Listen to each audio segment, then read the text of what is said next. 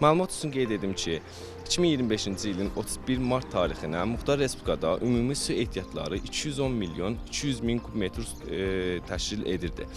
Cari ilin eyni dövründə isə bu göstərici 165 milyon 150 min kub metr olub.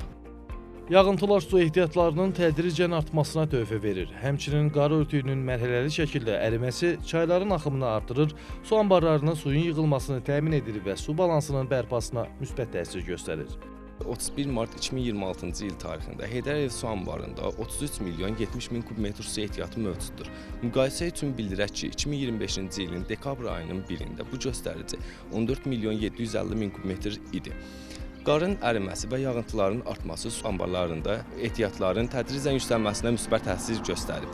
Xosrov İbrahimov, ATV Səyyad, Arzu Sadiqov, NTV Xəbər.